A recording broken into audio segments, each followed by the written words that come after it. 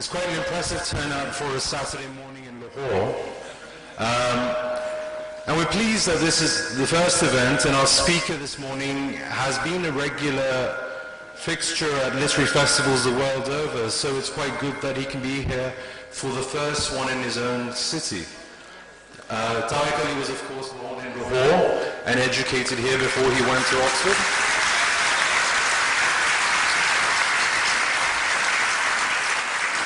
It's also where he first became involved in the radical politics, which would later make him well known, before he went on to Oxford.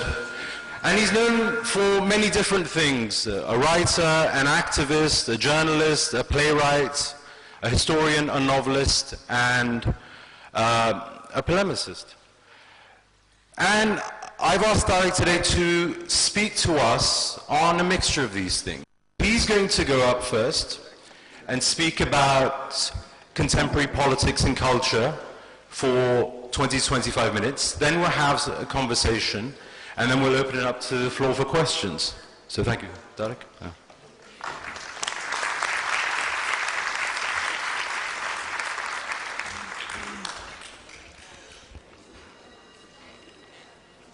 Yeah.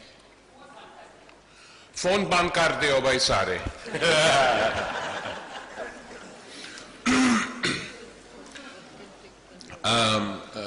Thank you, Omar, and thank you very much to the Lahore Literature Festival for inviting me to this, the first festival to be held in this city, and I hope there will be many more. It's quite strange coming to Lahore in February and not seeing any kites in the sky. I saw on the news yesterday that in Faisalabad they had defied the ban, and actually lots of kites were in the sky and hundreds of people had been arrested, but for a good cause, I think. And because, if you just permit me, indulge me a bit, the one's oldest memories of this city are around kite flying and the celebration of Basant as a festival, which was very important to everyone, you know, cut across social classes, cut across virtually every divide, and united the citizens of this city. So one notices there is no Basant in Lahore anymore.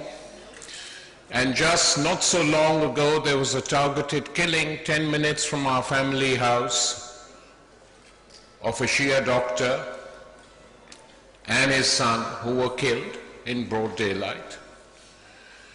So these are not good memories to take back with one about the world in which we live today.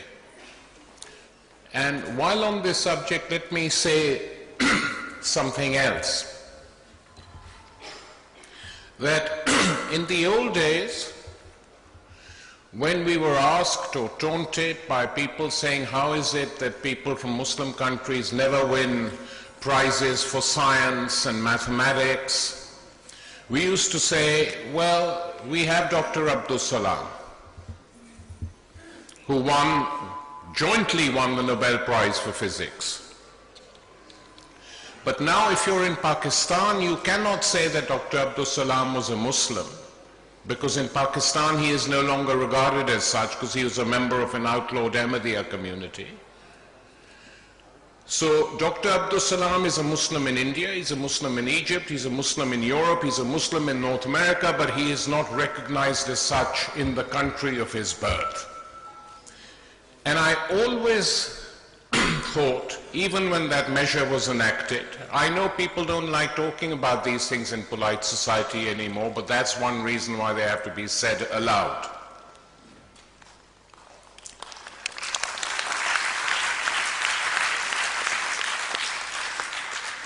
That once you start traveling down the road of determining who is and who is not a Muslim, it always ends badly.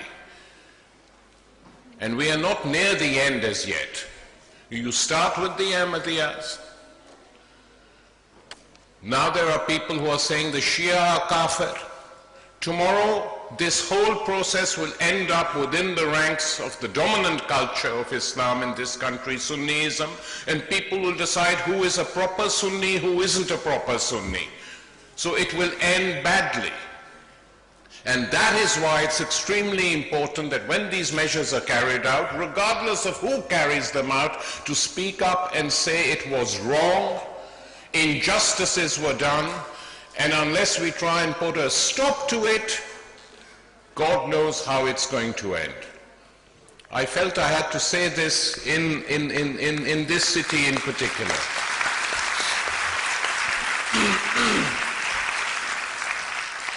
Now, we live in a world which since the late 90s has been dominated by the power of capital.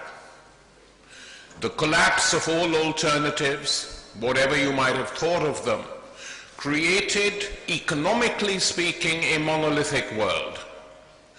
And the soft power associated with the dominant sections of this world, i.e. the American empire, traveled and are still traveling everywhere. And this created new forms of politics. It created a very peculiar hybrid culture.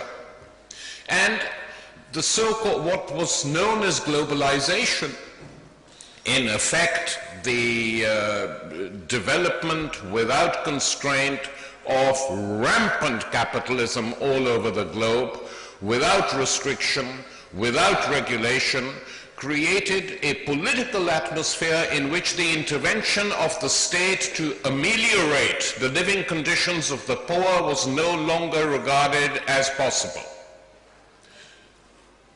So with the rise of this system, effectively, we have seen privatizations on a huge scale. We have seen all over the world, we have seen the entry of private capital into domains that were hitherto protected: education, health, housing, broadcasting, etc. That was once considered impossible because these things were taken for granted. Now, for a huge majority of the population of the world, nothing is taken or nothing can be taken for granted. And this world creates its own culture. And interestingly enough, one of the things I wanted to point out is that globalization, instead of internationalizing the world, has actually made it more provincial.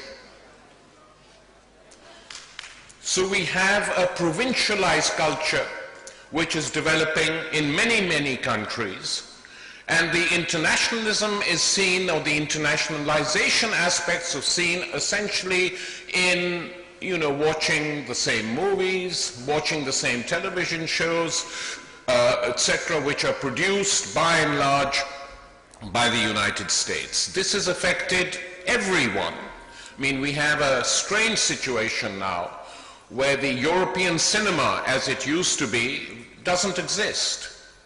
All those wonderful films made by the Italians, the Germans, the English, and the Eastern Europeans too in the 50s have gone. They're no longer being made. It is the cinema of the margins that has become very dominant today, or dominant for those who like seeing good cinema. What are they? These are the films made by South Korea. These are the films made in Taiwan. These are the films made in Iran. I mean, the Iranian cinema in many ways today is the most advanced, the most auteur-driven, the most visionary cinema today. And that is a sign for some hope, because a country and a culture that produces cinema of this quality will not tolerate for too much longer a regime which tries to crush it in other parts of its life. So the impact of globalization has been uneven, to put it mildly. And against this system, it is not easy to struggle. The only part of the world where there has been a very organized and coordinated struggle against it is South America, where 5 to 7 countries broke with the neoliberal system. They didn't break with capitalism, but they created new structures which coexist with capitalism. And these structures are effectively to spend a great deal of the wealth of the state earned from oil and other energy resources into doing what?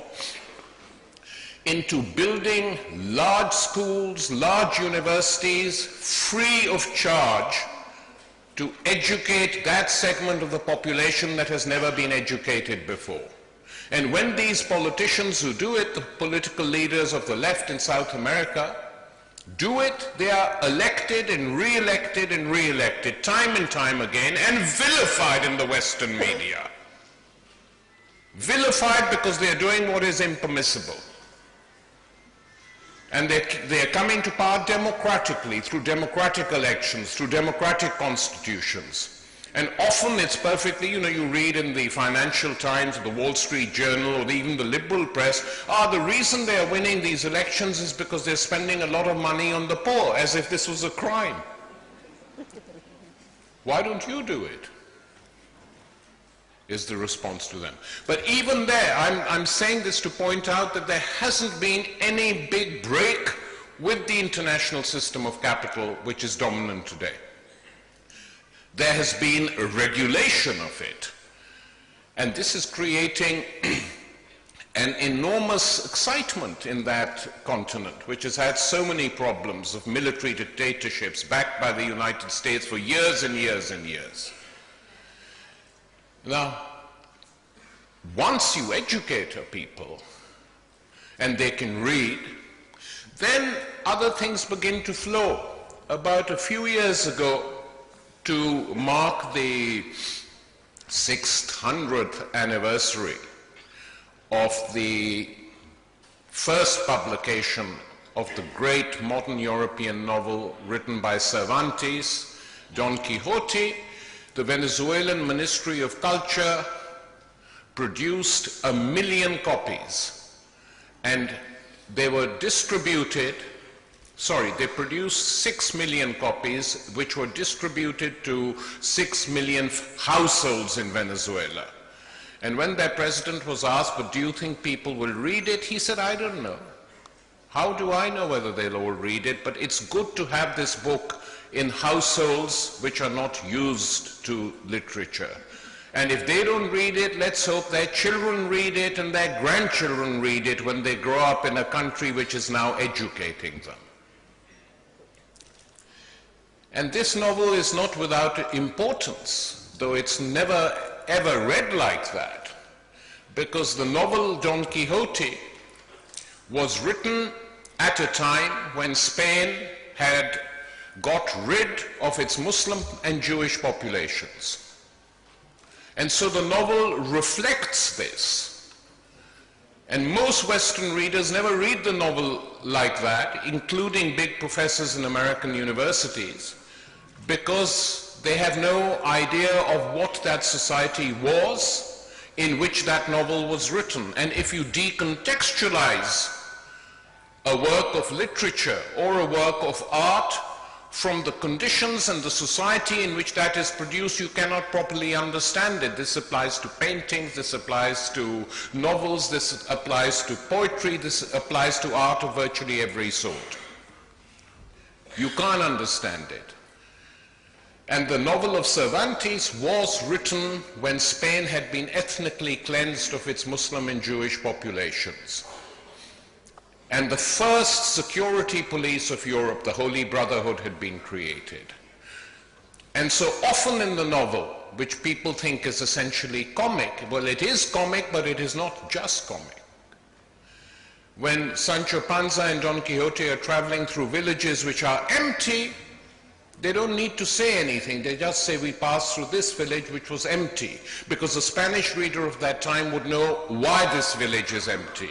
Because once Spanish people lived here, who are no longer here, either been killed or forcibly converted or exiled or driven out. So even a great novel, which is an iconic novel, tells a story of something that has happened or reflects that particular historical event which has taken place. And so politics and culture, even where neither side wants to admit it, are linked and always have been. Edward Said, in his book Literature and Imperialism, talks critically about Jane Austen's Mansfield Park because he says while there are reflections of slavery in it, it's never explored, which may be fair or unfair, but the criticism, I think, at least raises a discussion on where was the wealth coming from that was making and preserving these large country houses which were going up all over Britain. It was coming to a large extent from slavery, and now it's been categorized which houses actually benefited and grew up from there. So, coming to our part of the world today, it's an interesting world, and I talk now not just of this country but of the East, because in my opinion, the most significant change of the 21st century, without any doubt, is the fact that the center of the capitalist world market has moved from the north to the south. And what effect this is going to have on politics and culture, it is too early to say. But the fact that China is today the economic powerhouse of the world, occupying a position that is analogous to what Britain was in the 19th century, i.e. the workshop of the world, producing all the cheap commodities which go everywhere. You can't avoid them. I remember about 5 or 6 years ago, I was in Cochabamba in Bolivia, and I remembered a very beautiful native Indian market, and I said I want to go there again because I haven't seen this for 30 years, and I went and I bought some stuff, and I bought some beautiful native plates, and when I had them packed, and when I opened the packing when I got back to London, at the back of them it had said made in China. So this Chinese powerhouse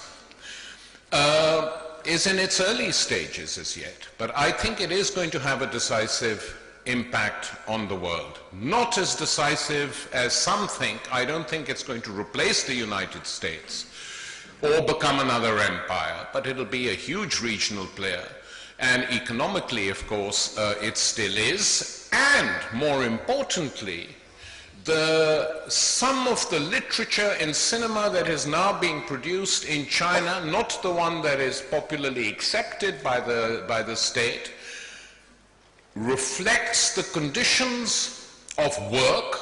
I mean, there's I can't remember the name now, there is a 6-hour documentary made by a Chinese director just about the old Rust Belt in China, and how in order to make this big turn to capitalism, they did what the United States did, what Europe effectively deindustrialized large parts of their country. And the last days of these factories, captured in loving detail by this filmmaker, has produced a 6-hour documentary which is like nothing else I have ever seen. Because no one usually documents the lives and the work and the places of work where the poor work and live, and their living quarters, and how each factory had attached to it a medical clinic and a nursery for children. All that forgotten history is being kept, and there are many, many interesting films which are being produced in that country as well and which are accepted, and the question is being raised of how long can China continue without having some level of accountability at the political level. How long? Now, that doesn't mean that they have to repeat how the West functions, but they certainly need to create structures in which the popular will is reflected for their own sakes. Because if you don't do that, you create the conditions for something which you cannot control. And Chinese history, of course, as we know, is replete with peasant uprisings, with revolutions of one sort or another, with huge outbreaks. And they're aware of it, but they have not yet worked out a way of sorting out how best to deal with it. Of course, a very cynical way to deal with it would be to divide the Chinese Communist Party into two and call one the Chinese Republican Party and the Chinese Democratic Party. And divide when you have elections. And because both, whoever's elected, effectively do the same thing. So they could do that, but they prefer not to go down that path at the moment. Because the important aspect of life today, in the Western world, but elsewhere too, is that politics, the symbiosis between politics and money is now so huge that it's almost difficult to quantify. I mean, the amount it takes to elect an American president has gone up from there to the ceiling over the last 20 years. Both candidates in the American system raise billions from Wall Street and others, and now legally they can do whatever they want. They don't even have to declare it if they do it in a particular way. So it's legalized. And if you look at developments in Western Europe, it's virtually the same. It's more carefully done. The money is not spent in that way, but there's a degree of corruption now in these societies which is very noticeable and which is commented on. But you shouldn't feel too pleased about that by thinking that we were the pioneers in that. Because we weren't. This has gone on. It goes on here in a very blatant way.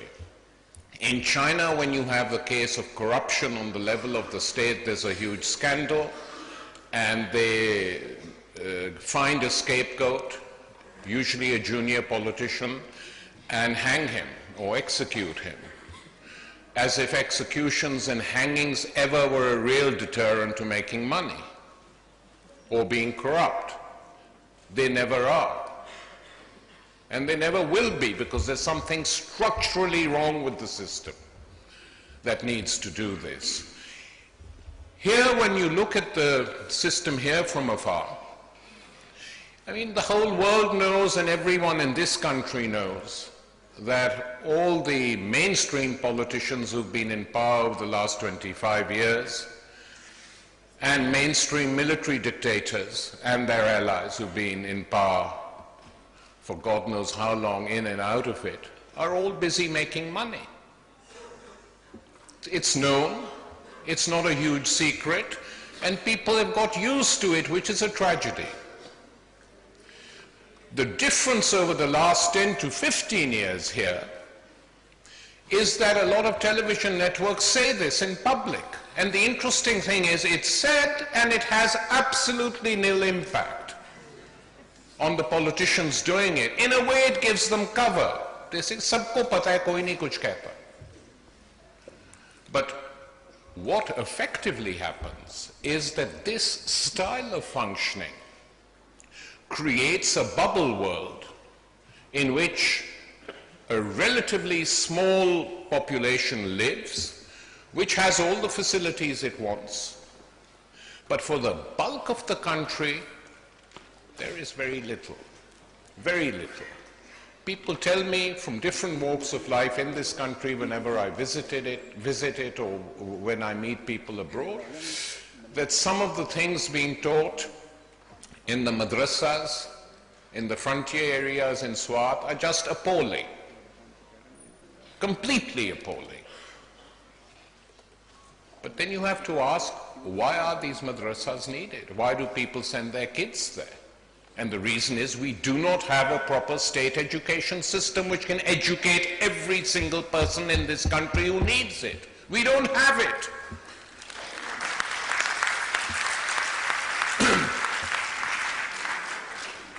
We don't have a proper higher education system which can deal with people.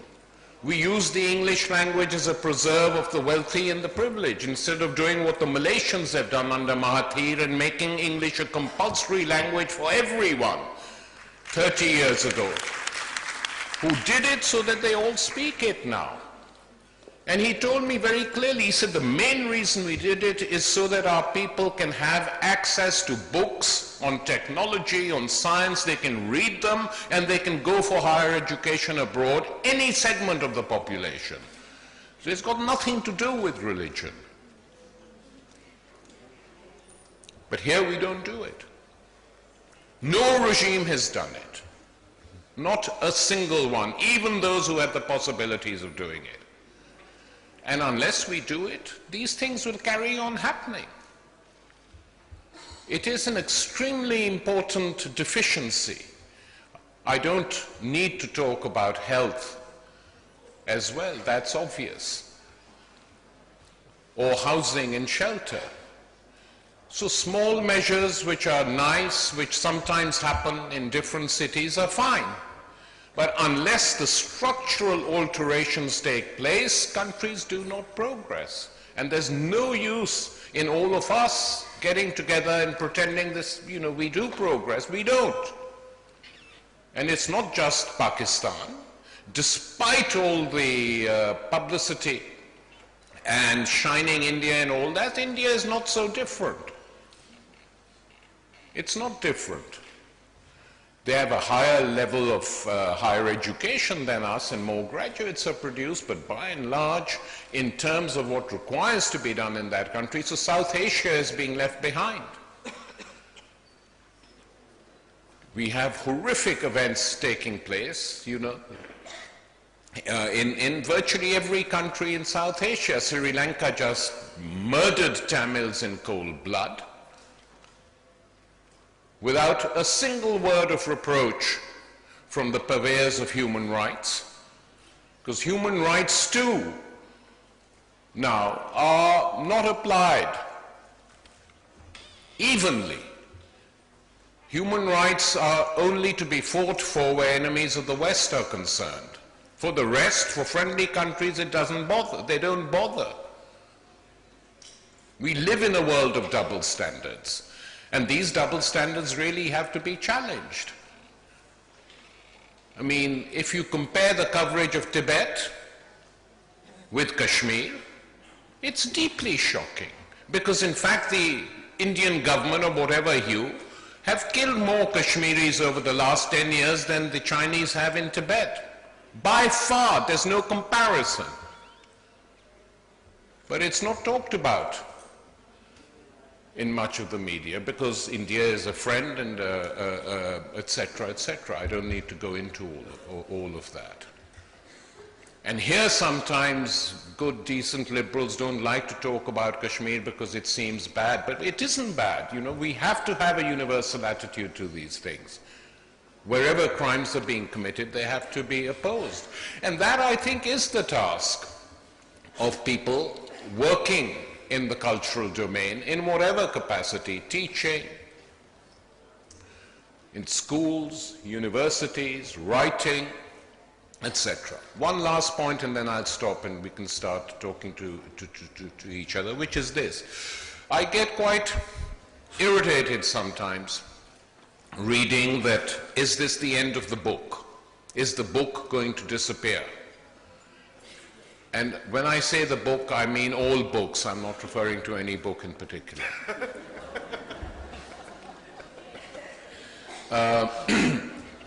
Because of the advances in technology. But look, no one's done this survey as yet, but if you were to do a survey of how many people in the world have even heard of a Kindle, leave alone owning one, you'll find that it is a minority. It is a minority. And in any event, even those who read books on Kindle, that doesn't mean books are going to disappear. They have different ways of emerging. But to talk about the disappearance of the book in a world in which you still have large swathes of populations who can't even read, is absurd. And the notion that they will be able to jump from not reading to buying a Kindle or an e-book is equally absurd. So I think the book is going to stay with us for a long time. And I think that that's a good thing. Because if we started off with an oral culture throughout history, because all culture was oral, or most of it, apart from rock paintings in the Saharan desert, and moved from that oral culture to a written culture, and to think that this move from a written culture to an ephemeral culture, so everything is there and then it disappears. The effect that can have, if it's really pushed through, is the loss of memory. And we already face a big problem, is that the way in which history is taught all over the world by and large, or mainly in the Western world and many other large countries, is to actually, history is taught in little gobbets. So you don't have any narrative accounts, which I'm opposed to. And sometimes people on the right say we have to have narrative history. I agree with them. I don't agree with the narratives they're going to put in it, but I agree that there should be narrative accounts of history. Because without that, you have no way. I mean, I remember about 10 years ago I was in law, and quite a few young people I spoke to had no idea, I promise you this, had no idea that Bangladesh and Pakistan were once the same country. I hope all of you do. Because lots of interesting things are happening in Bangladesh at the moment from which a lot can be learned. But this constant absence of history, or forgetting deliberately, is something which can wreck a citizen's capacity to think. Because if you don't know what's happened 25 years ago or 50 years ago, it's very difficult to think even of how we can move forward. So that's all I have to say today. Thank you very much for inviting me.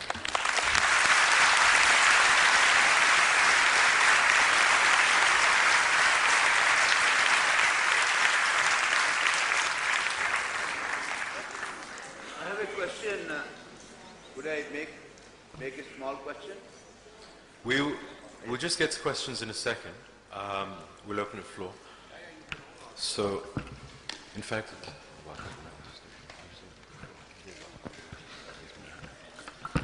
actually, since we're short of time, we've got 20 minutes left. So, do we have microphones for questions?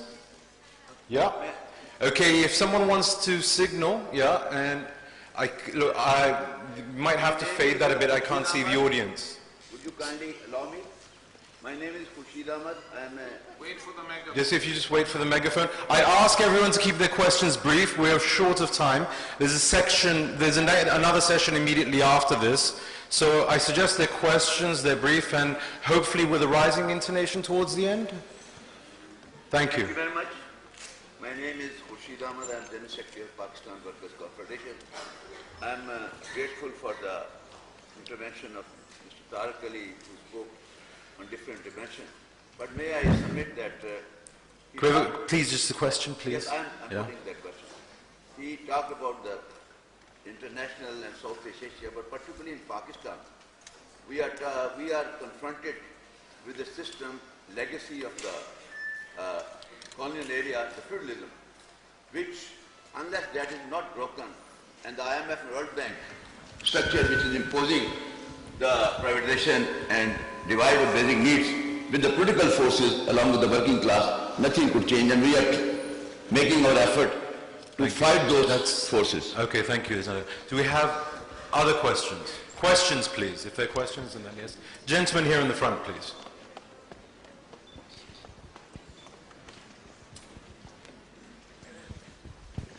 My name is Ali Khizr. Sorry for that. My question is that when we get back to the history, like we talked about the Bangladesh, if we get back like 30, 40 years back over there, they were like, the whole subcontinent was one country. And now we talk about everything within the country is very eccentric about India and the military spending of this country against the intervention possibly could come from India. And the poor are getting poor by that virtue. So do we need to revisit what we were there 100 years back and may redesign our policies based on that and look what the way forward we should look into to go for the people who are the poorest of the poor and even the lower middle class who's really affected by all this spending?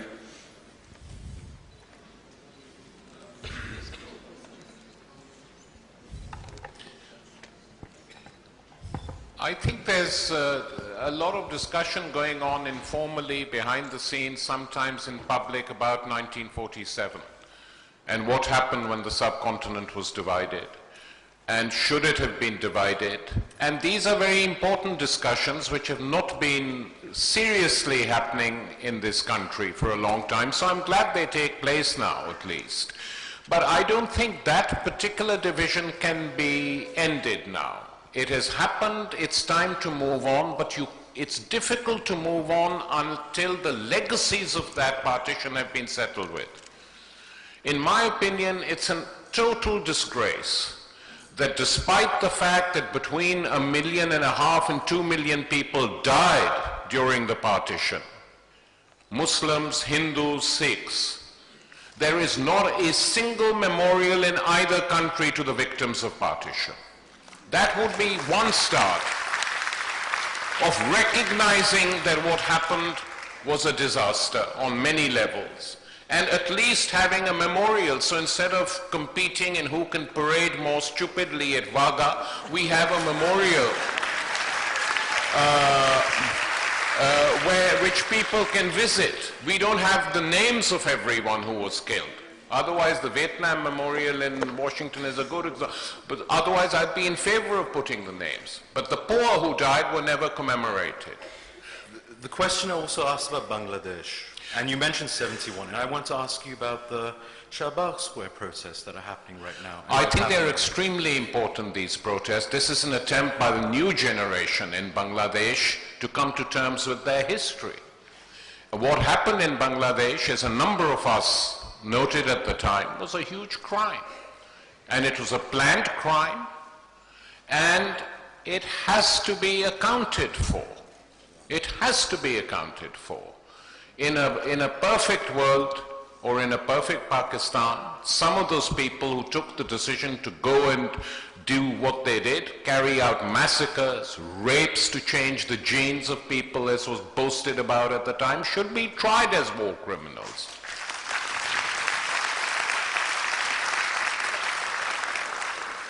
We just know we have to do this, and if people raise hands, and then a microphone will be passed so others can hear as well. Do you want to take the microphone, because there are other people who can't hear the The meaning of culture is intellectual development of a nation or country or people. This is in the dictionary. You can I need to, please, we're really running out. If there's a question, we really need to get to questions. Yeah, no, it is that. It is that. That is what it means. I think literature has some concerns with culture, but not politics. Because intellectual development, these are writers who can do this. This is my opinion.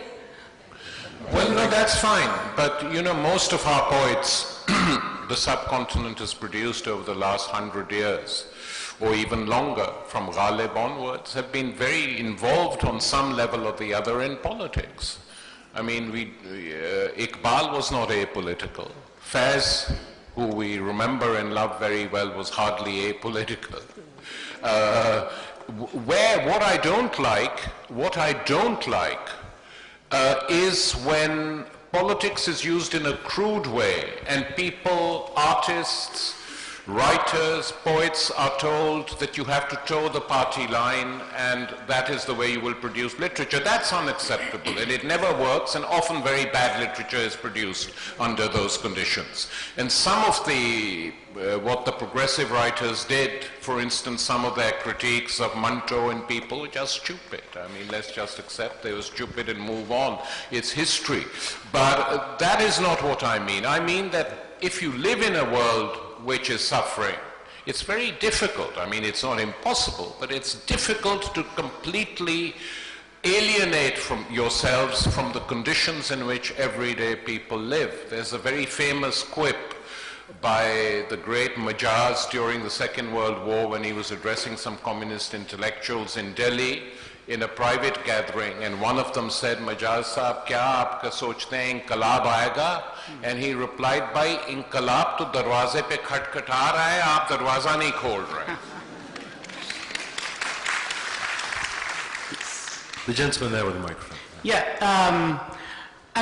Pakistan needs to be redefined, of course, more than ever now. And I just wonder if you like to shed some light on the role of the diaspora, Pakistani diaspora, in redefining Pakistan. And I know you are doing it, but many others who are doing it.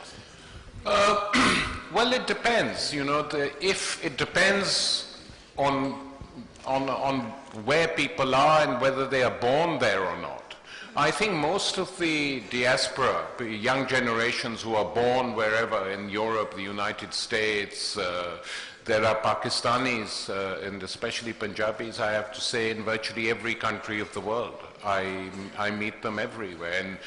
And it's sometimes easier to instruct a New York cab driver in Punjabi than in English. I'm not joking either. How they function is not something that is dictated necessarily by local conditions.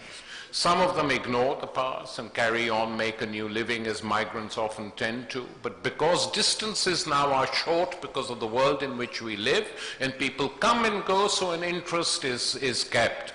And so some of the diaspora will play, obviously will play a part in all this, and others won't. There's no sort of, you know, there's no single pattern.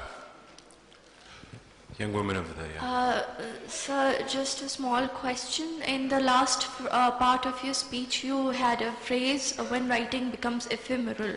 Please clarify that if you have time. When writing becomes ephemeral. Okay. Well, you know, look, what I effectively meant was that if modern technology develops a system whereby your memory bank is huge, but what you actually have in that memory bank is very tiny bits of information, hurriedly read, and not fully understood because they can't be understood. I mean, I give you one concrete example.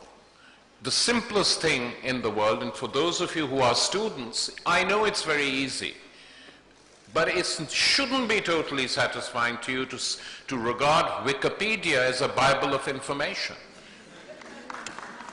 Because it's not. It often gets it wrong.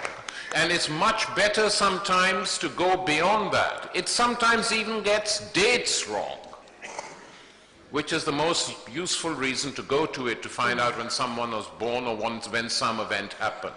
But if you totally become dependent on Wikipedia and similar sort of things on the internet, it's not sufficient for educating yourselves. I mean, there are better ways to do it. Occasionally it's good to read a book.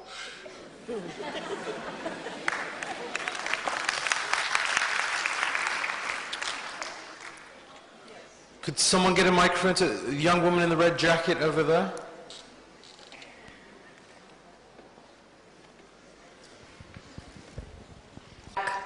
To your country? Well, I said that when I started today, that I was born in this city, I grew up in this city, I didn't leave Lahore till I was 20. I've written about that period in my last novel to some extent, The Night of the Golden Butterfly, that particular period of life in Lahore in the 50s and 60s. So I feel very attached to the city. Obviously, if you don't live in a city and you come back after a long spell, the city is completely transformed. You haven't grown up with it. And so some of the city seems alien to you. Whereas if you grow up with the city, you get used to all the new monstrosities that have been constructed. But if you suddenly see them after a long spell of absence, but now I come at least once a year, so I'm in touch, and you know, yeah, it's very enjoyable. You mentioned Night of the Girls and Butterfly, and at the beginning you evoke this world of the 50s of poets and cafes, and a world where politics and culture mixed quite richly at the time. Very richly. And look, when I say politics, don't automatically assume I mean politics of the left. Obviously, that was quite strong in cultural circles. But there were some cafes and some organizations which weren't from that view, but still discussed all these things. And it's important to understand that. And those cafe discussions were very, very crucial. You know, I remember the big poets and writers used to be around certain tables, and many other students and younger people around surrounding tables just listening to them. And that is something which can't be replicated and maybe can't even be repeated, given the world in which we are today, when people's memory, which is not a bad thing, by the way, that you can see Faz reciting his poems and Jalib and others on YouTube, but you can't in Pakistan at the moment, because I know that. But you can get hold of that. So that some memory has been preserved of that, but the memory of the actual intimate discussions that took place and the cafe life of this city, that has gone, I feel. And has that, I mean, just going back to the beginning, you mentioned Basant and so on, and the existence of heterodox communities and a pluralism that was there then. I mean, how have you seen that? Are we looking at a vanishing world? I don't think that that world is completely vanished. I think that world is submerged because there is a great deal of fear that if you speak about these things, you'll be bumped off.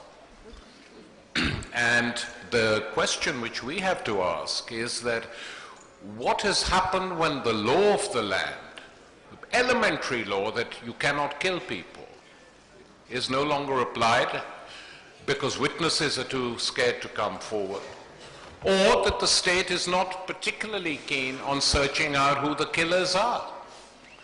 And when that begins to happen, then that, you know, and this is not just the politicians. The law and order situation deteriorated very sharply during the Musharraf years as well.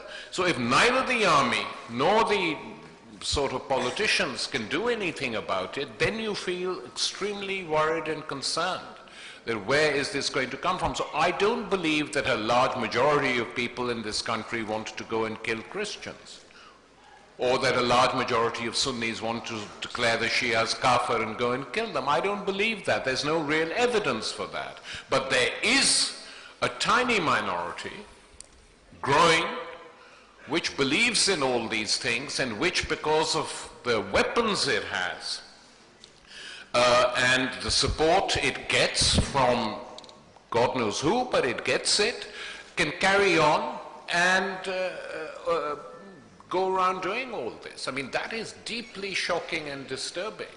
And that's why I said earlier, don't accept this lying down. Don't accept it, because it will totally destroy the social fabric of this country. Excuse me, Mr. Tariq Ali. I'm again a huge fan. I've read your books, The Fox and the Leopard and Banker of All Seasons. You've written that you were commissioned to write The Fox and the Leopard, but you were not allowed to air it, it was not able to come on to BBC. Can you please tell us more about that? Thank you. Well, what happened was that... Just to explain to people, The Fox and the Leopard was a play that Tariq was going to do for the BBC about Zulfikar Ali Bhutto and Zia-ul-Haq. This was subsequently suppressed by the BBC, and eventually, several years later, is released in book form. So that's the context. The scripts. Yeah, the BBC commissioned me to do a set of 3 plays, which I titled The Leopard and the Fox, with Bhutto being the leopard and Zia the fox, which was an account of the last days of Bhutto and the hanging and how it led up to it all. And in the last play, I suggested, because we'd found the documents captured by the Iranian students in the US Embassy in Tehran, all the telegrams sent from the US Embassy in Pakistan to Washington on the Bhutto execution. And one of them, I remember not the exact words, said, "The event has passed off peacefully. Thank God there's been no trouble," or etc., etc.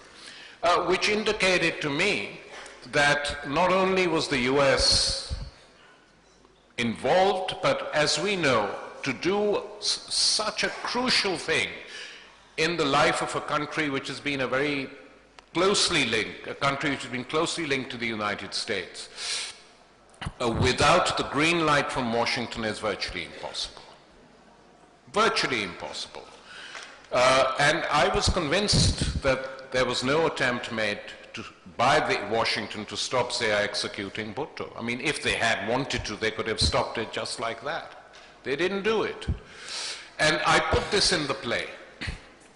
And 3 weeks before we were due to start rehearsals, I mean, if I remember, Zia Mohyuddin was going to play General Zia, and Nasiruddin had lost a lot of weight to play Bhutto in the death cell, etc., etc. So we were about to start rehearsals, and I received a visit. The head of drama at the BBC said, "Something's up, I don't know what, but they're delaying it." So I then got a call from Mark Tully, who was the BBC correspondent in Delhi in South Asia, who said, "Assalamu alaikum, aapse baat karni hai." I said, "Aa jao, kahin jaake baith ke to glass peete hain." So Tully and I went to have a drink, and he said, "I've read your scripts." I said, "Why?" "They're a property of the drama department. Why were you?" He said, no, the Director General, actually, who was basically a good guy, Alistair Mills, sent them because he wanted my opinion. And I said, everything else in these plays is, you know, they're fictionalized, but it's fairly accurate. But I cannot find any evidence of US involvement. So I said, "Mark," he said, "I was in Islamabad, in Pindi, when Bhutto was hanged, and I didn't find US involvement." I said, "Well, obviously he wasn't hanged by Americans." So, I mean, he said, "No, I didn't find any evidence at all." I said, "Did you look? Did you search? Did you inquire? Did you investigate?" He said, "Look, it's an awkward task, but I have to ask you, if you agreed to take out all reference to the United States, the BBC would put on the plays, and I'm the messenger. What's your response?" And I said, "My response is to..."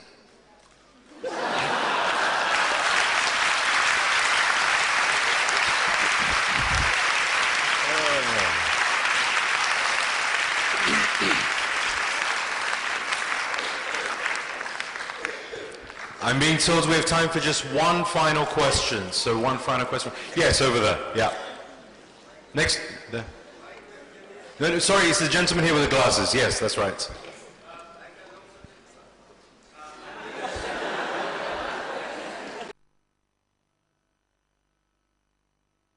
Because we see that it essentially talks about there is no morality in politics. Self-interest is the morality, and that basically defines not just the internal political structure of any country, but also the political structure around the world. And Bhutto Sahab was a big fan of that book, and a lot of leaders and intellectuals were really inspired by it, to the extent I actually call our own president, Asif Ali Zardari, a very Machiavellian president of this country. How much of an impact that book had in the thought process? Thank you so very much. I don't think, I'm very interested to hear you refer to that book, but I would be very surprised if more than a dozen people in this country had read it. And a dozen might be an exaggeration. But I don't think that the book had any impact. Look, you know, while on the subject of Bhutto, let me say this about him, that if you look back at that period historically, it was the one time in the history of this country, that period 67, 68, 69, when Pakistan was, interestingly enough, united from below. When students were shot dead in West Pakistan, women students came out in East Pakistan, now Bangladesh, barefooted, wearing white, in mourning. So the one time the country was united was in the 68-69 period. And then we know what happened. Bhutto made a huge mistake in backing the military in occupying East Pakistan. He actually made a stupid statement saying that Pakistan, thank God Pakistan has been saved. How could you get it more wrong than that? So one can't be uncritical because it's not in our interests now. We have to be straightforward. That's one thing. Secondly, when Bhutto came to power, there's a lot of things that could be done. A lot of things. The people were prepared for vast social reforms on every level. Very little was done. Economically, the policies were a disaster, as we know. Now, the thing is this. One thing did happen, which I was remembering just last night, is that evictions of tenants from the land virtually came to a halt during those years. The respect, the self-esteem of common people in this country rose to unimaginable heights. And if you were to say what is Bhutto's legacy from that period, the legacy is on that level, that he said it was not a crime to be poor. And that is not unimportant in a country like this, ruled as it has been before and since. But a lot more could have been done. And then people would have come out and died on the streets for him when they were going to hang him. And the fact is they didn't. And the reason they didn't is, I say, not that they wanted it, no, they hated it, but they felt they had no stake in the regime. And just to end on that, the comparison here with South America is very interesting. When the Americans and some of the Europeans organized a coup d'etat in 2002 to remove Hugo Chavez from power, what saved him? And the plan was to topple him and hang him. What saved him? What saved him were two things. One, that the masses of the poor people came out into the streets from the slums and said, come, take us too. And the soldiers told their officers in the barracks, don't think we're going to let you do anything to him. Why did they do that? Because they felt they had a stake in that regime. And I give you, and we end on this now, one example. I'll never forget this. In 2003, I was in Venezuela to mark the anniversary of the failed coup, and there were 500,000, 1 million people out on the streets. And the following story was told at that event, that when they carried out this 48-hour coup and put a corrupt businessman to lead it, the general who had been responsible for the coup came out where the military band at the presidential palace used to play the national anthem and said to this military band, when all the foreign press is here, they're coming, and foreign diplomats, and I bring the new president out, I want you to play the national anthem. And the band said no.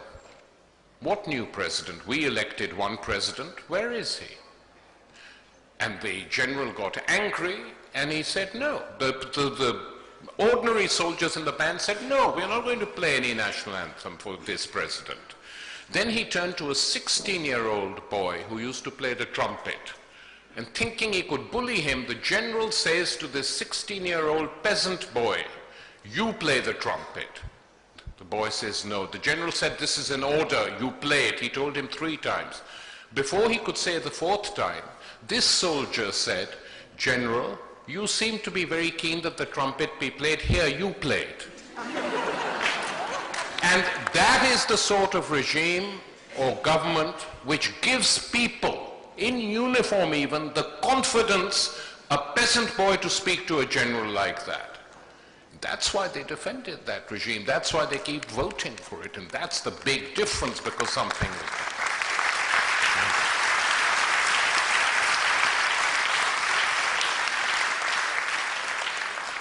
Unfortunately, we're out of time, so thank you very much, Tariq, for that. Thank you all for being here. There's more sessions then starting in 15 minutes here and in the other halls. I think you'll all be looked forward to. Thank you, Tariq.